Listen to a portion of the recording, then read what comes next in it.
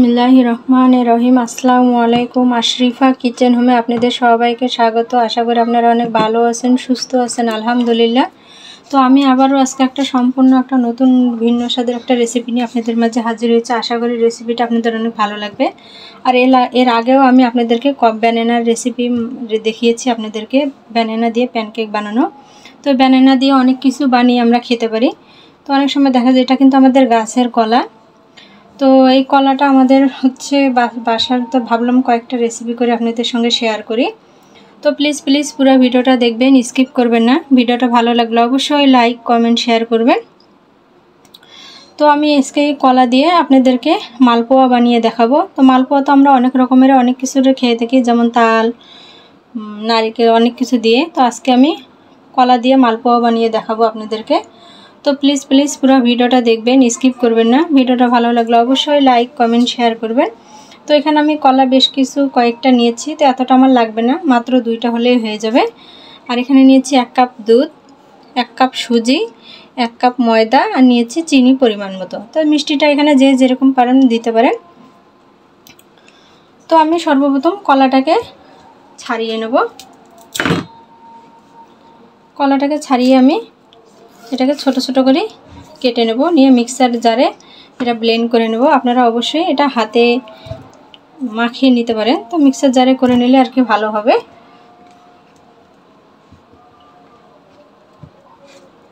তো কলাটা কিন্তু এটা সিঙ্গাপুরি কলা বলা হয় নাকি জানি না। তো আপনাদের এখানে কি কলা বলা হয় অবশ্যই আমাকে কমেন্ট বক্সে কমেন্ট করে জানাতে ভুলবেন না। তো মাত্র আমার এখানে 2টা কলা হলেই হয়ে যাবে, আপনাদের কাছে অবশ্যই কম বেশি করে লাগতে পারে। আর এখানে আমি 1 কাপ পরিমাণ দুধ নিয়েছি, এটাকে আমি মিক্সার জারে দিয়ে ব্লেন্ড করে নেব। আর চিনি দিয়ে দেব পরিমাণ মতো। চিনিটা যে যার স্বাদ অনুযায়ী দিতে পারেন। তো আমি এখানে 3 চামচ চিনি দিয়েছি।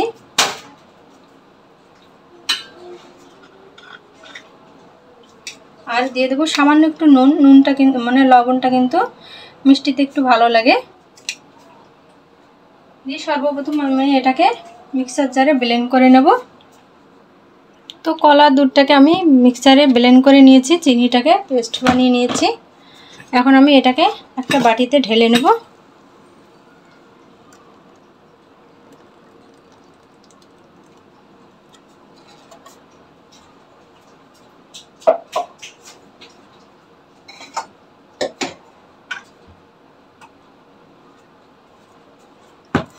সর্বপ্রথম দিয়ে দেবো সুজি, আর দিয়ে দেবো ময়দা।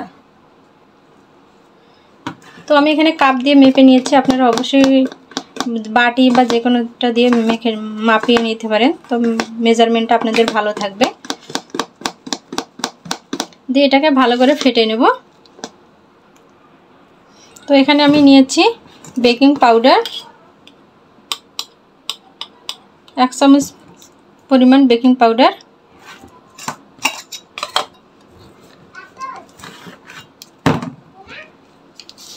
আর দিয়ে দেবো বেকিং সোডা পরিমাণ মতো। এখানে আধা চা চামচের মতো বেকিং সোডা। আর এখানে নিয়েছি আমি এলাচ পাউডার। তো বেশ শুকনো উপকরণগুলো ভালো করে ফেটে নেব।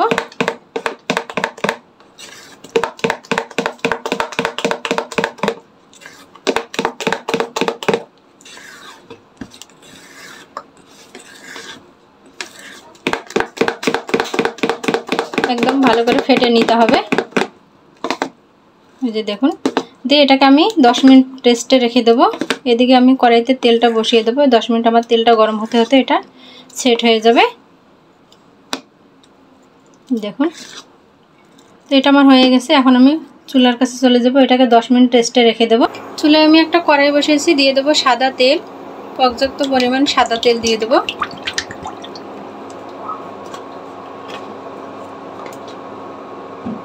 আর এদিকে আমার 10 মিনিট হয়ে গেছে। এই দেখুন সুজিটা ফুলে একদম কত সুন্দর ডাবল হয়ে গেছে। এই যে এরকম ঘনত্ব করতে হবে, বেশি পাতলা করা যাবে না। তেলটা আমার গরম হতে থাক। তো আমি একটুখানি দিয়ে দেখবো যে তেলটা আমার গরম হয়েছে কিনা। তেলটা আমার ঠিকঠাক গরম হয়ে গেছে। তো আমি এগুলো উঠিয়ে নেব।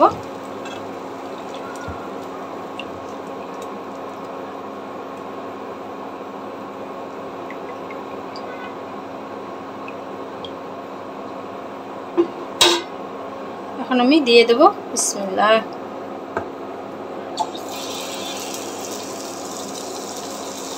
তো মালপোয়াটা যখন আমার এক পিঠ হয়ে যাবে তখন আরেক পিঠ উল্টে দেব। উপর দিয়ে একটু তেল দিয়ে দেব এইভাবে।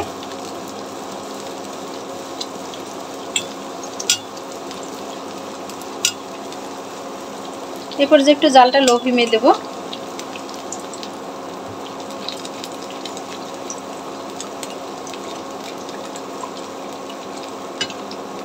মাশাআল্লাহ, দেখুন কত সুন্দর আমার মালপোয়াটা ফুলে গেছে। দেখুন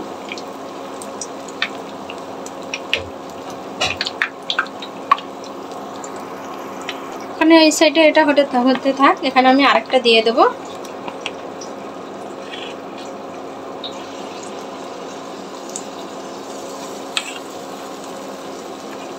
তাহলে আমার এটা তাড়াতাড়ি হয়ে যাবে।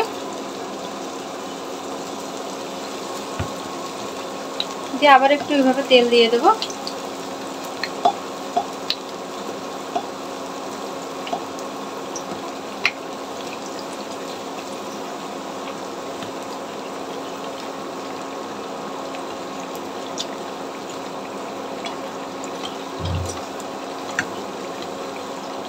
এটাকে আবার উল্টে দেব। এক পিঠ হয়ে গেলে আরেক পিঠ উল্টে দেব। এটা আমার হয়ে গেছে, এটাকে নামিয়ে নেব। তেলটাকে একদম ভালো করে ঝরিয়ে নামিয়ে নিতে হবে, যাতে তেল না থেকে যায়।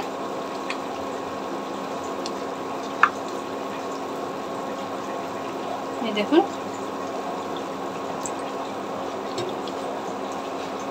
দিয়ে এগুলো আবার এভাবে একটু উল্টে পাল্টে ভেজে নেব।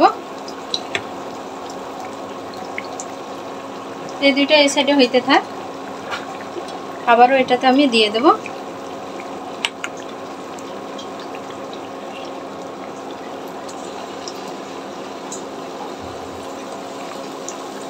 একসঙ্গে আমার 3-4টা করে হয়ে যাবে। আমার একটু বড় কড়াই, আপনাদের যদি ছোট কড়াই হয় তাহলে একটা করে ভেজে নিতে পারেন। আবারও এভাবে উল্টে দেব।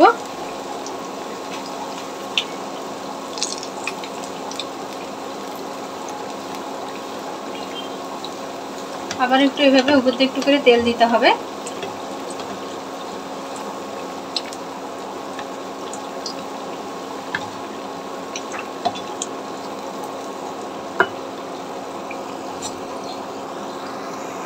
তো একইভাবে বাকি সবগুলো আমি ভেজে নেব।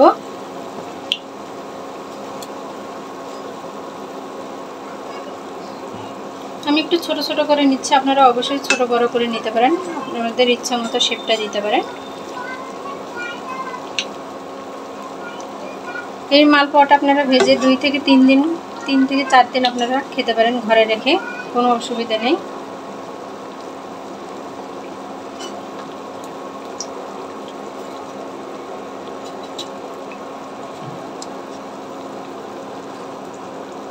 আর একটা আমি এখানে দিয়ে দিচ্ছি।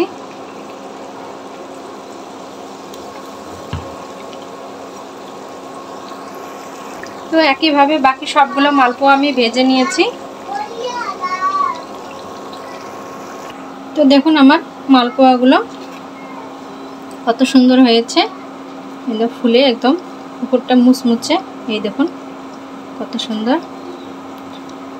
এই রেসিপিটা আমি অনেক সিম্পলভাবে বানিয়ে দেখিয়েছি আপনাদেরকে, একবার যে কেউ দেখলে অনেক সহজে বানিয়ে নিতে পারবে। তো আমি আপনাদেরকে একটা খেয়ে দেখাচ্ছি। বিসমিল্লাহ। অসম্ভব মজার হয়েছে। ছোট থেকে বড় সকালে খুবই পছন্দ করবে, সকালে নাস্তা হিসেবে টিফিনে, বাচ্চাদের টিফিনে দিতে পারবেন। আর এই রেসিপিটা বানিয়ে 3 থেকে 4 দিন আপনারা খেতে পারবেন। তো আমার এই রেসিপিটা পাকা কলার মালপোয়া কেমন হয়েছে অবশ্যই কমেন্ট বক্সে কমেন্ট করে জানাতে ভুলবেন না। আর ফ্যামিলি, বন্ধু বান্ধবের সঙ্গে বেশি বেশি শেয়ার করবেন। এখন পর্যন্ত যারা আমার চ্যানেলটাকে সাবস্ক্রাইব করেন নাই, প্লিজ চ্যানেলটাকে সাবস্ক্রাইব করে দেবেন। পাশে থাকা ছোট্ট বেল আইকনটি ক্লিক করে রাখবেন, অল নোটিফিকেশনটা অন করে দেবেন। তো দেখা হবে পরবর্তী নতুন কোনো ভিডিও। ততক্ষণ পর্যন্ত আপনারা ভালো থাকবেন, সুস্থ থাকবেন। আল্লাহ হাফেজ।